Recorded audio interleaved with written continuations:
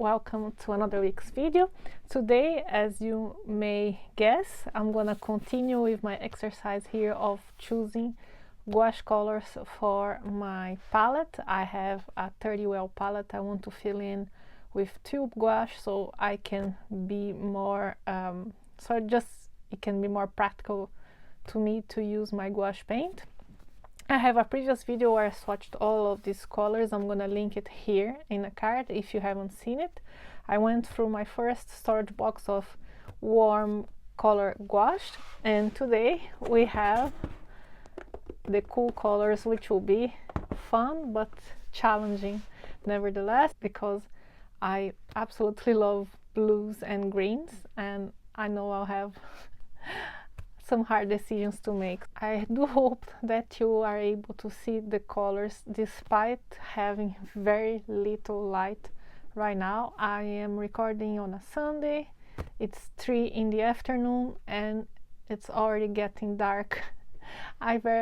We have a very limited supply of daylight here around winter, so I apologize for that. I have to use my lights that are on my desk here, so hopefully you will be able to see the colors well, bearing in mind the conditions. So I have here my second little box of gouache.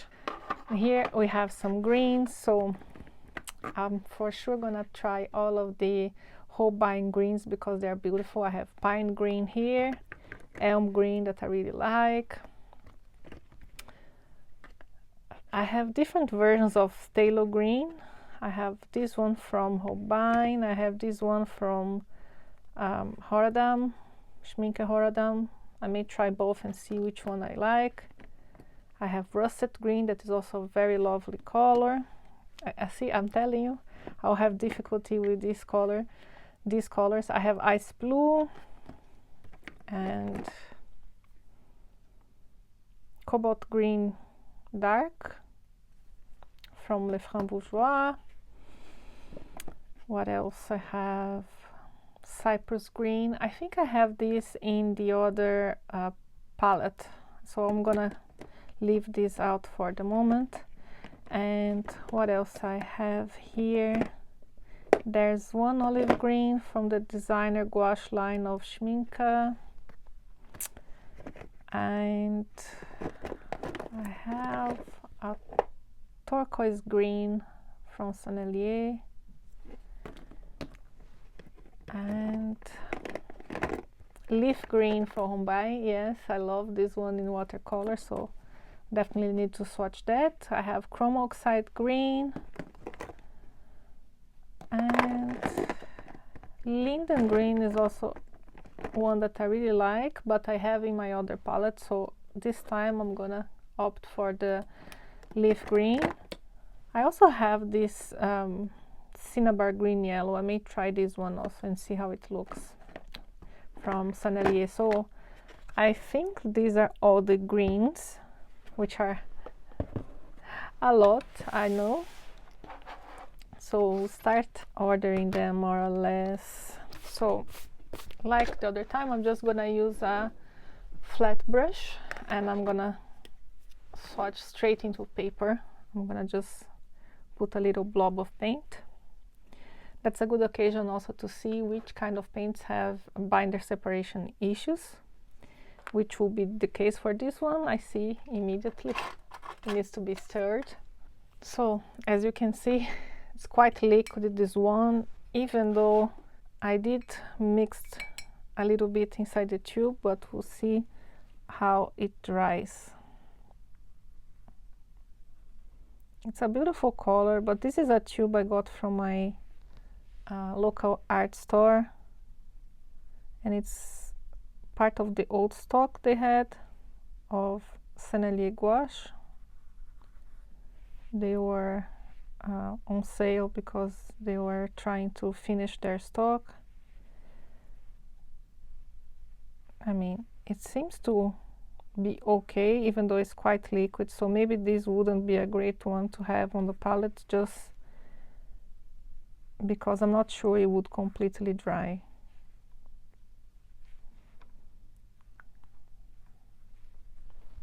So took the opportunity to zoom in a little bit so you can hopefully see better the colors. Now we have the leaf green from Holbein. It's another very punchy green.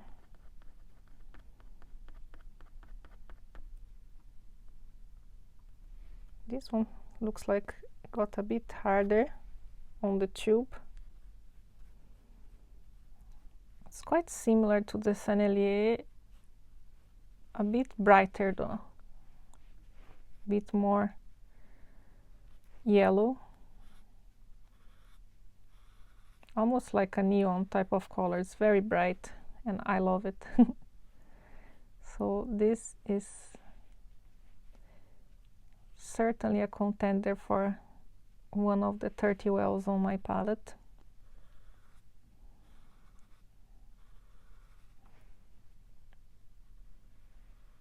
My swatches today are quite big.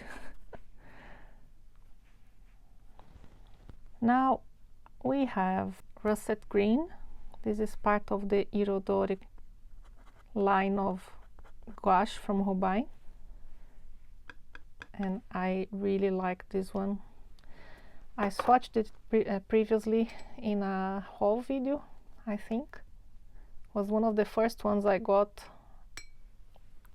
I didn't get any set from the iridoric line. I waited until they had the tubes sold separately because I liked colors from different sets, but not enough to buy a whole set, so I was happy to find those individually. And this is a very beautiful olive type of green.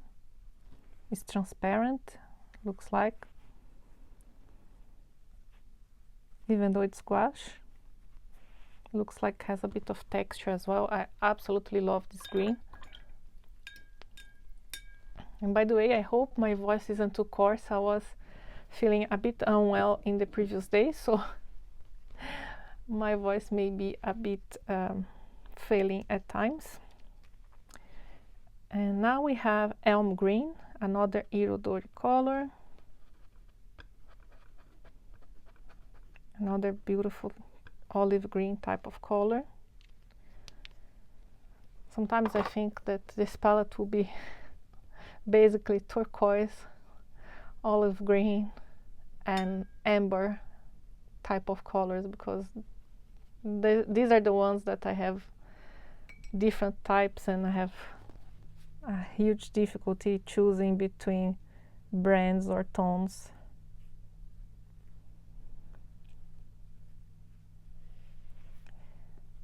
So this is lighter.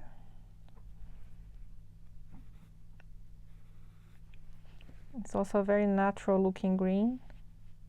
Looks a bit more opaque than the russet green, but I can see how this green will be very useful to paint all sort of botanicals or landscapes, even though I'm not a landscape or botanical artist, but very useful green nevertheless. Maybe I'll swatch now the olive green from Schmincke Designer's Gouache, because I think it's similarly toned. We'll see.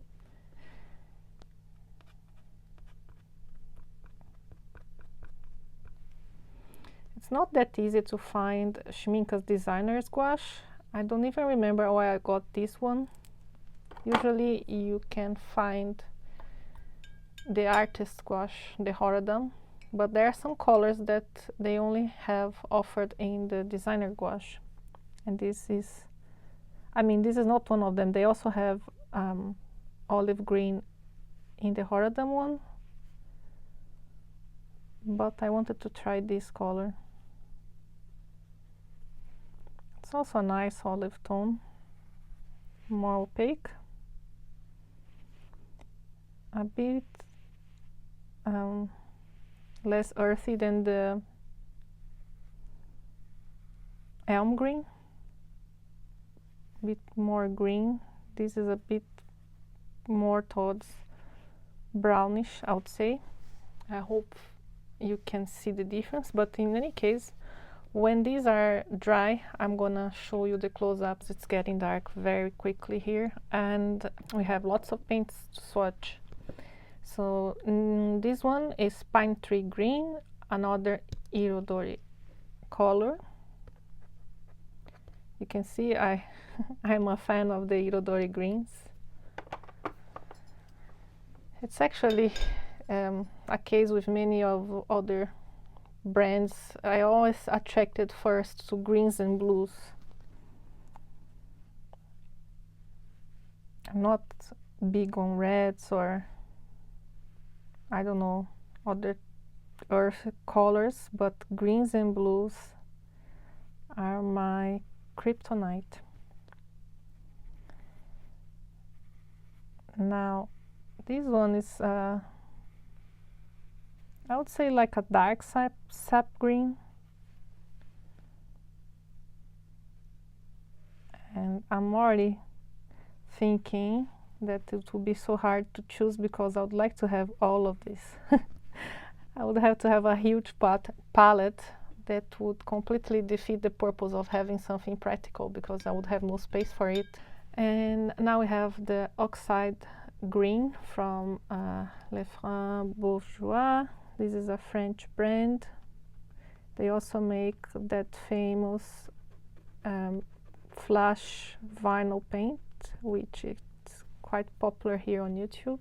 Yeah, I think now you can also buy their gouache on Arte Miranda, which is great, because I was only able to buy their gouache when I went to Paris, and I found it in an art shop over there. It was not that easy to find otherwise. And they have good quality gouache.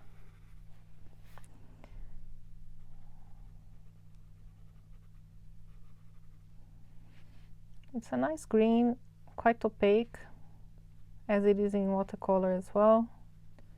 Can be useful for mixes if you don't want to use it straight from the tube. And it also has some texture because it's a granulating pigment. Now we have the two phthalo green, which I think I'm going to swatch here so you can see them side by side. So let's swatch here the Cobalt Green Dark, also from Le Franc Bourgeois.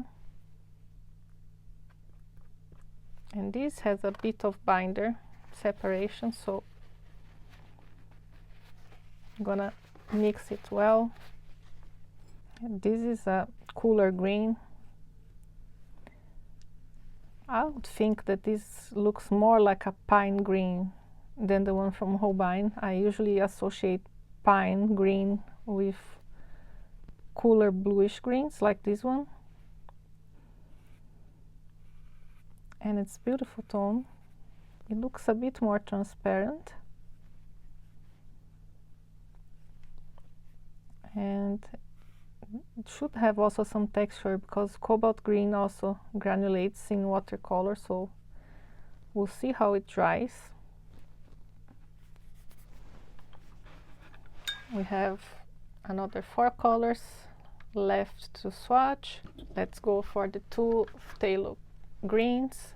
First, Horadam.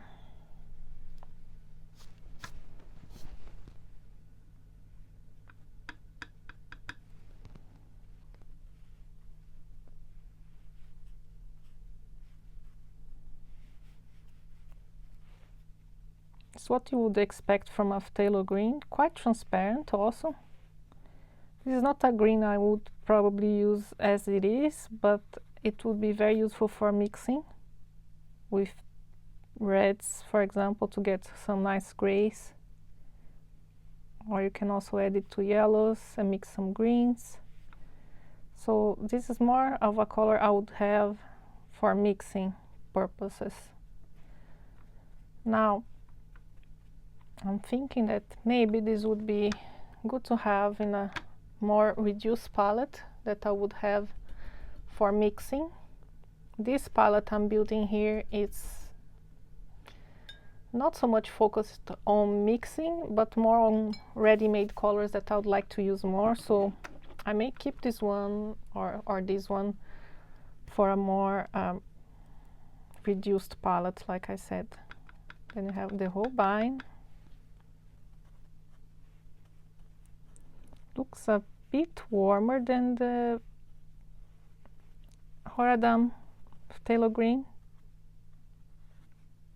Slightly warmer, or I don't even know if it will come across on camera. But yeah, this is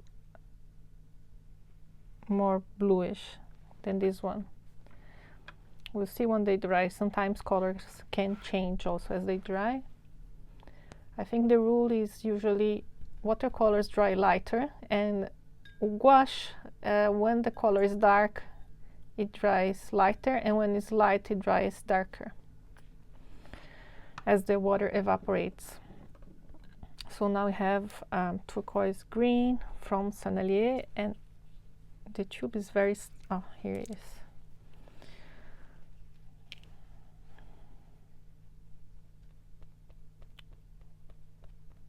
It's a beautiful type of teal color, I would say.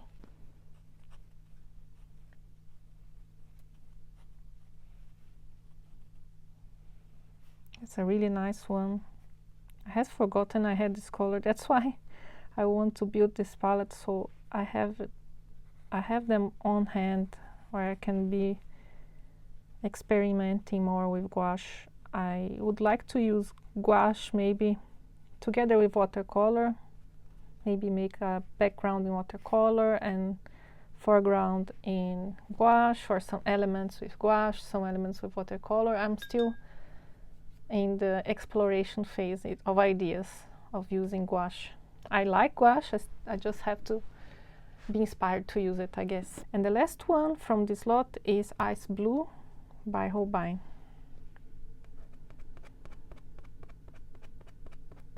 Very similar to the Sennelier one, apparently. We'll see.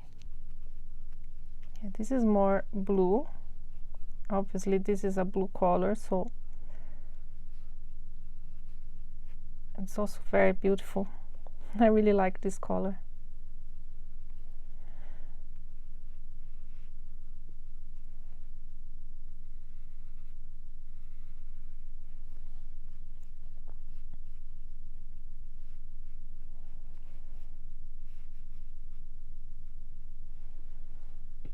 Let's choose the next batch of colors over here. I'm not too sure I will have time to swatch more because the sun is going down pretty quickly, and I don't want to risk of filming a video where it will be too dark for you to see. But let's choose the colors instead, and then I'll film more on another day.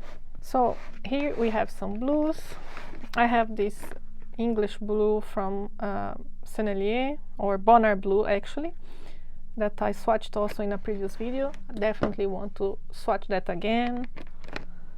An indigo from the Irodori from Holbein. Then we have, what is this? Geisha blue, also another Irodori color. Primary cyan, I'm going to skip that for the reasons I mentioned before. And what else? We have smalt blue, which is a color I really like on the acrylic gouache, so I got it also in the traditional gouache. Have this beautiful Mayo Saltiste blue from the Irodori line. We have this light blue from the designer gouache. And what else? Ultramarine deep. We have this Perilyn violet, another violet that was here. I had some violets also here. I had in the previous video, and now I'm finding some extra ones. We have Perlin maroon as well. Bellflower, another Irodori color. And finally, cobalt turquoise. Could not skip it. And now I'm going for the last tray of colors. I'm gonna find the ones that I want to swatch with me, and then later, another day, I'm gonna film the rest of this video. Here we have some grays and blacks, which also are useful. So we have this, I don't know in English how they translated. In French would be like storm green. Black, we have neutral gray from Holbein, from Horadam. I think this would be good to have maybe in a limited palette, so I'm gonna keep that on the side for the moment. We have white, but I don't think I'm gonna put white on the palette. I'll probably use this fresh, so I save one spot in my palette for another color. We have another gray here from Turner Design Gouache. This is Neutral Gray 8. And last but not least, I have this new Sennelier Gouache Paints Gray. So we have here 3, 6, 9, 10, an extra 13 colors. They will live here with these other greens. I am gonna let this dry for today, take the rest of my Sunday off, and I'll be back soon with some more. So here I am back a few days later with a bit more sunlight to continue swatching all of this beautiful gouache to build up my palette. So I'll start with this Holbein Cobalt Turquoise. It's a color I love in watercolor, so I had to get also the gouache.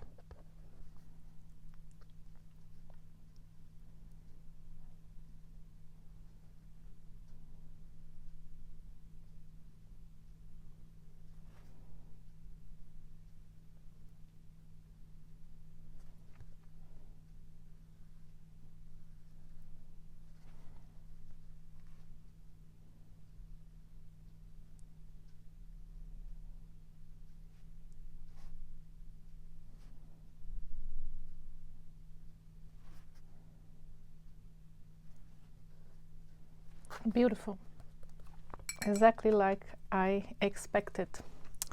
Now we have the Schminke Designer Gouache, and this is light blue. This I believe has some white mixed in it. Yes, it's PW5, PB15 and PG7, so you have so you have phthalo green, phthalo blue, and white. I'm not sure which of the whites is PW5. And it's a nice sky blue type of color.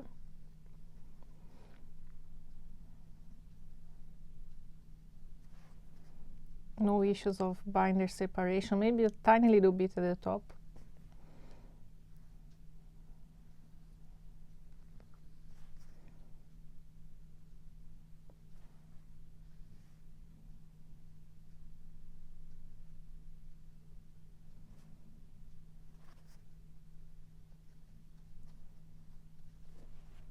Side by side with the Cobalt Turquoise, it makes like Cobalt Turquoise look very green in comparison, more closely related to this blue and these greens than the blue, the light blue. Now we have another Holbein, and this is Myosotis Blue. This is a beautiful grayish pale blue, and this is also from their Irodori line of gouache. I confess that I bought this heavily influenced by, I believe her name is Magda from the Wild Pencil. She has a channel here on YouTube, and I follow her on Instagram. I love her art, and she made a video talking about gouache, and one of the colors she was using was this Myosotis Blue. So I could not resist. And it's indeed a very beautiful blue, and very opaque as well. You can see the covering is great. I put a little tiny quantity here, and it's more than enough. And now we have the Smalt Blue. It's this type of purplish blue. Look at this coverage as well. Very opaque, very creamy.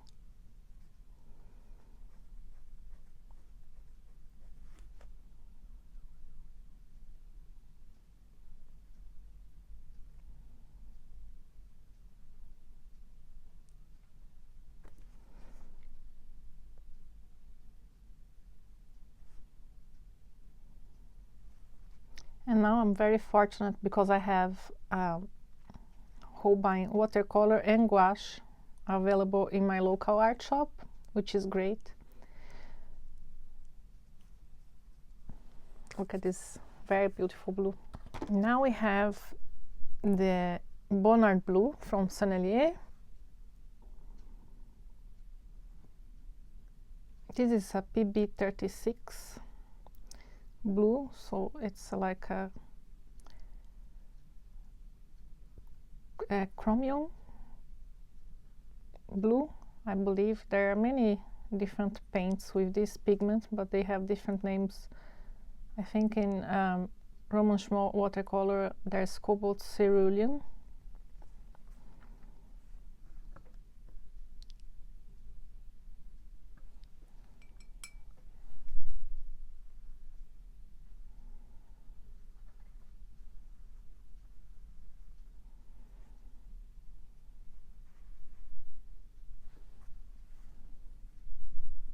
Very nice consistency as well. Nice coverage. And I think this one can also maybe have some texture when used a bit diluted, because this pigment is granulating. Here I have indigo from Holbein. Also, I think this is Irodori. Yeah, that's also an Irodori color. Very deep blue.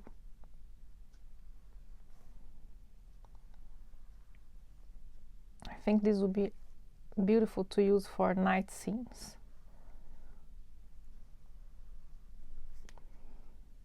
I've been meaning to go back to gouache and do some master studies maybe. I've been very much into Mary Blair artwork.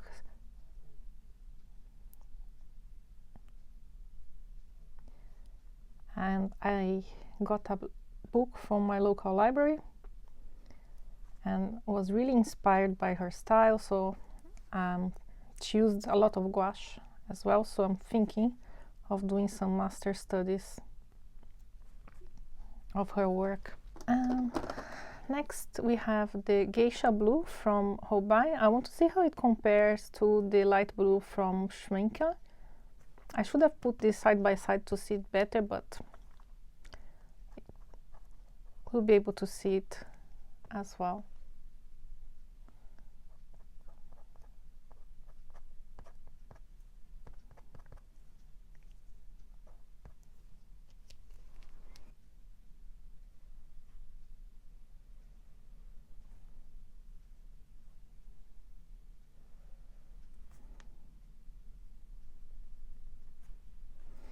Straight away I can say that the Holbein is painting a bit more smoothly than the designer gouache by Schminke. And by looking at them like this, maybe this one looks a bit more opaque. This one is showing some slight texture, I'm not sure. We'll see when it dries. And this looks a little bit more vibrant than this one. We'll see when it dries. Now I am going to the violets. We have this designer's gouache by Winsor & Newton, and this is Perylene Maroon. This is one I got recently. I love this color in watercolor, so I was curious about the gouache. I like the Winsor & Newton color catalog for gouache, but I frequently have problems with binder separation with their gouache, so I find it a bit more frustrating to use. This one I think was one of the last ones I got, so didn't have any binder separation issues.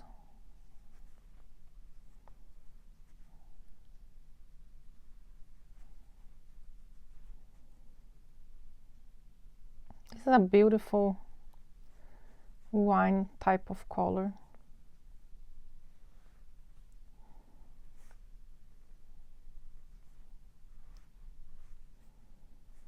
I think I may have added a little bit too much, but I don't know if you can see on camera, but I feel like when I use the Holbein gouache, it's instantly covering the page and it feels matte, even though it's not completely dry.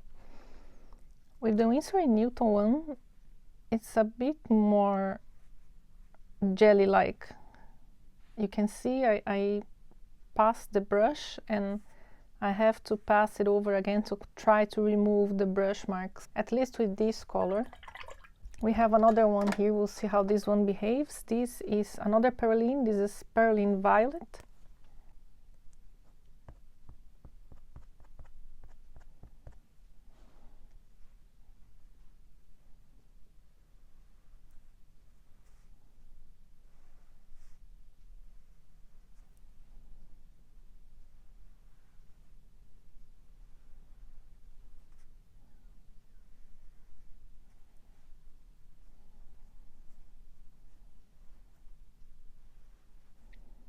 I also like Perylene Violet, it's a single pigment color. Can be useful also for mixes. It's a very rich, muted, reddish purple, or violet in this case. Very rich color.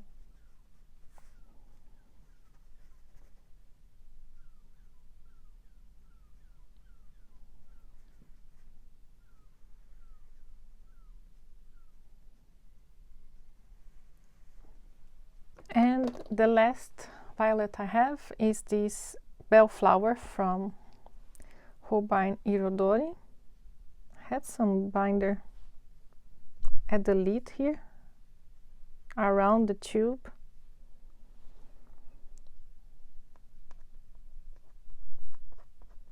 But the paint is fine.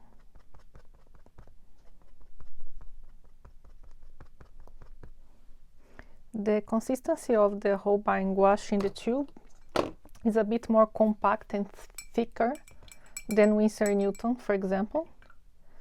So the tubes I have been swatching, I have had to put more pressure to get the paint out of the tube. But I don't mind because I think this way it's easier to get just the amount I need and not to squeeze more paint like it happened with the Winsor & Newton tubes. And this is a very beautiful purple.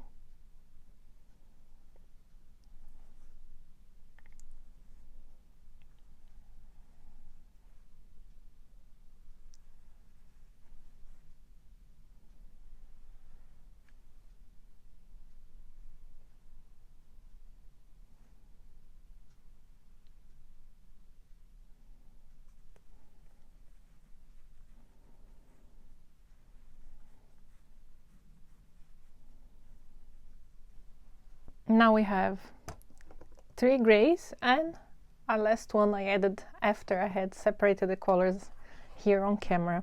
So this one is Storm Gray by Lefranc Bourgeois.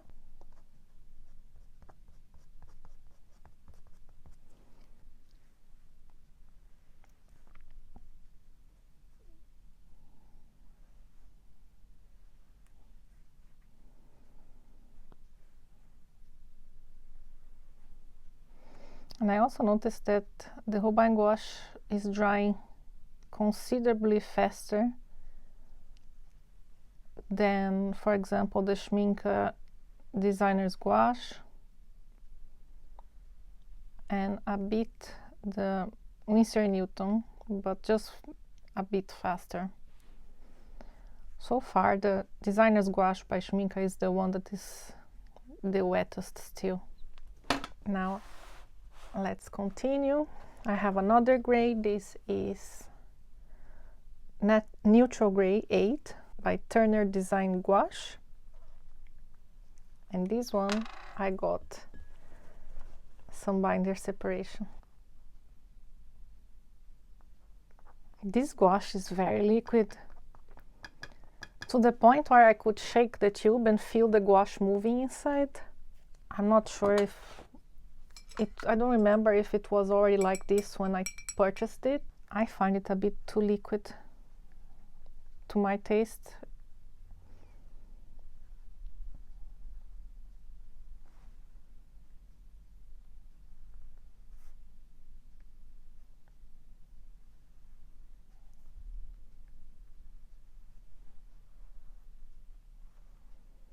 I ended up adding way more than I needed.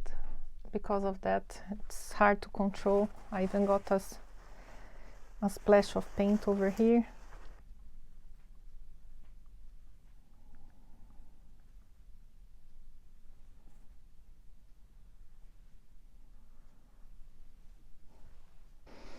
We have another gray. This is Payne's Gray by Sennelier. This is also a recent purchase. I don't have any Payne's Gray gouache. I like the tone of their Payne's Gray as well.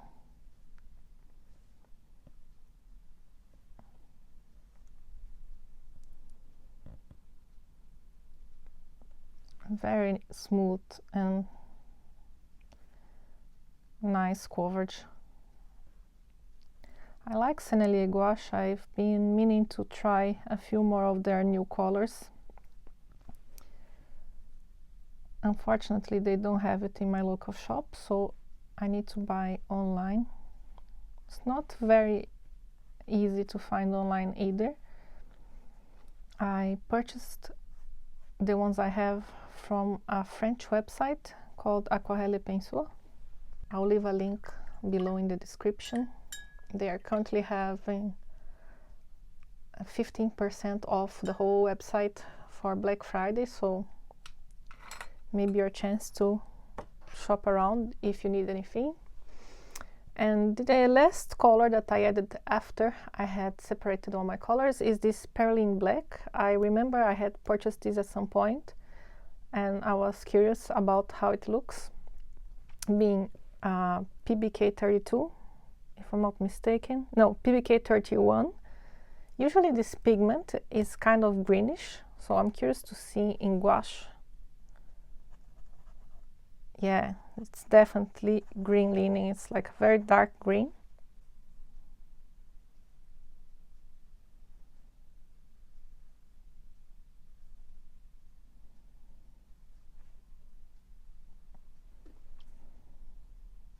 It's kind of misleading because if you're not aware that PBK 31 is actually a green pigment, or better, it's green even though it's a black pigment, you wouldn't know just by looking at the tube.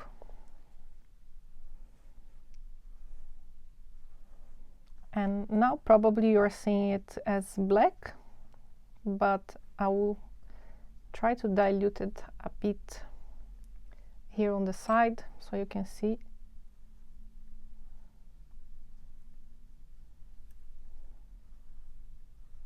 Here we go.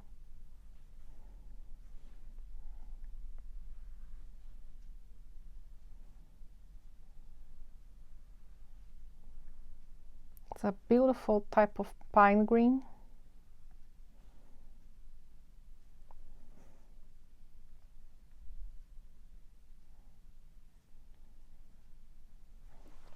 And now you can see better. Sorry, didn't know I was out of camera. So yeah, it's beautiful, beautiful type of green. I have all my swatches over here. I will let them dry. I may or not be able to show you all of the swatches dry today because again the sun is already setting very early, so it's possible I'll have to film this part tomorrow, but I will come back and I will discuss again my favorites. We'll go through all of the swatches in a close-up, and then I'll have to make some decisions, and then I will share with you my final gouache palette. So I'm back a few days later. I have all the swatches dried and properly named. I got a little bit of an incident over here. There was some bubbles that formed, I think for excess of paint, I'm not too sure, and when I touched it with my finger, it just crumbled out which never happened to me before with gouache. There's a tiny little bit of shiny spot over here. I'm not too sure. And yeah, apart from that, it's all good. This light blue from Schminke took a whole lot of time to dry, but in the end it dried matte, and I quite like the texture of this blue. Now I'm gonna show you the close-up so you can see. My handwriting is not the best shape. I wrote it quite quickly, so I hope you're able to make out the colors.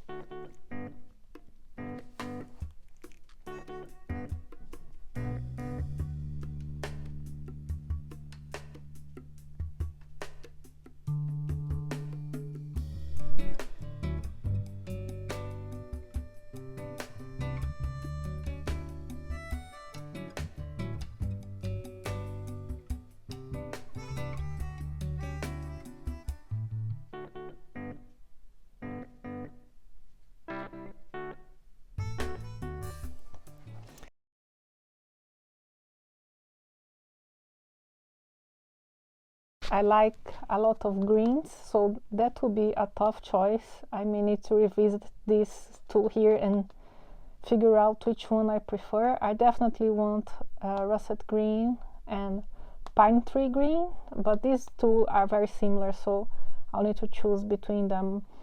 The turquoise, I love the ice blue by Holbein, and cobalt turquoise is also a staple color, but I have it in another palette, so not too sure. Maybe I'll skip this one and then get more sky blue instead. And then I have two options for that. I have the light blue from Schminke and I have geisha blue from Holbein. Geisha blue painted better. It was very smooth, it dried very fast, but I do like the texture that shows here in the Schminke Designer's Gouache. It's almost like a granulation. I'm not too sure, but yeah, that would be a choice I'll need to make also between these two. Love the Miles Otis blue and the Smalt blue. Bonner blue is also very nice from Sennelier. The indigo is very useful for night scenes, like I mentioned. The two perlines, I like the perlin maroon better than the perlin violet, even though the perlin violet will be also useful to have. I had marked here Bellflower as a favorite, but I'm wondering if I should maybe swap it for this one. I still need to take some decisions. I love this Storm Grey by Le Franc Bourgeois, and this is kind of a more purplish gray, I would say. And what else? The neutral gray I was not too happy with, not for the color, but because it is very, very liquid, so I don't think it would be good to use in a palette because it can run out in other colors since the palette closes and have wells on both sides. Love the Payne's Gray and the Perylene Green, very unique color, and I think both can be very useful. So I had counted here, let me see how many hearts. So I had counted here 17 favorites, which together with the other 15 gives me 32. So I'm already past the amount of wells in my palette. But this is not the end. When I finally get to a point where I think I can squeeze the paint in, I'm gonna record a new video for you so you can see what was my final choice for this palette. I hope you followed me up to here. I really appreciate your support. Please give me that thumbs up if you like the content. Leave your comment. Everything helps a lot the channel. It's quite hard as a creator here on YouTube. When we don't have enough of traction in videos, it gets buried underneath everything else. So I really appreciate your support, and I hope to see you here soon. Bye!